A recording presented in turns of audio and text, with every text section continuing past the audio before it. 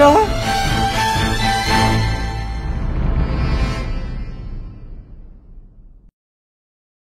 Akshay Kumar dialogue মারতে এসছি না।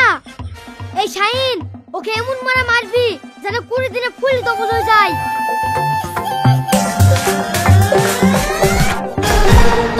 থামেন। ও আসলে আপনাকে বুঝে বলতে পারেনি। ও সত্যি সত্যি 1 মাসের মধ্যে কোটি কোটি টাকার মালিক হবে। কোটি কোটি টাকার মালিক হবে, কিন্তু কিভাবে? What is this is possible? তাহলে এই প্ল্যানটা মন দিয়ে শুনিন।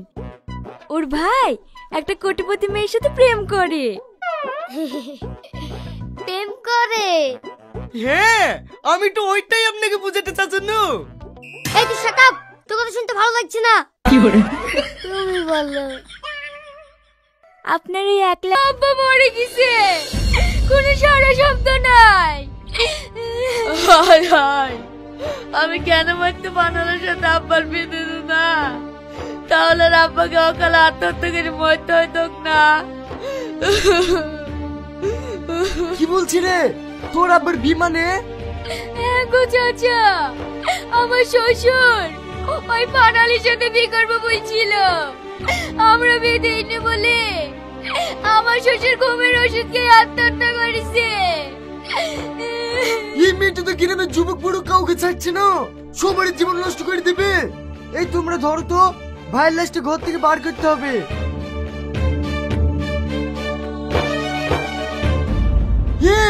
ভাই তো কোনো মরেনি, নিঃশ্বাস নিছে। তাড়াতাড়ি ডাক্তার ডাকো। হ্যাঁ, আমি এক্ষুনি ডাক্তার। ধরে তো তোমাকে বোঝাতে পারলাম না যে আমি তোমাকে কতটা ভালোবাসি। রিয়াজ, তোকে আমি বলিনি তুই আমার মেয়েকে ডিস্টার্ব করবি নি? আরে চাচা, তুমি রেগে যাচ্ছ কেন? আমার মতো জামাই তুমি কোথায় পাবে? তোমার মেয়েকে আমি রানী করে রাখবো। এক্ষুনি তুই আমার বাড়ি থেকে বেরিয়ে যা। এই বুড়ো, তুই কাকে চোখ রাঙাচ্ছিস? তুই জানিস আমি কে? হ্যাঁ জানি, একটা নোংরা বাপের বিগড়ে যাওয়া ছেলে। তুই এত বড় সাহস, তুই আমার বাপকে নোংরা বলিস? কি হয়েছে?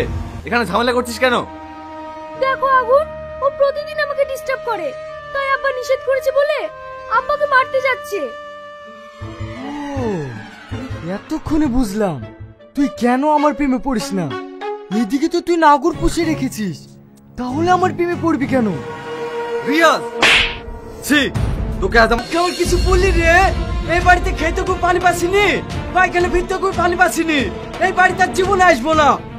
বাপ, তুমি ঠিকই বলেছো, যেভাবে পানির আকার লেগেছে না আসাই ভালো। ঠিক আছে, তাই যাচ্ছি। বাপ, একটু হাতে যাচ্ছ যে, হাতটা ধুয়ে যাও। হাত ধুইতে হবে মানে? ও তো বাড়ি গেছে, একবারে বাড়ি গিয়ে ঢোবে। যাও বাপ, তুমি বাড়ি যাও। আবার যদি বলে পানি ওঠে তখন ব্যাগটা আসো।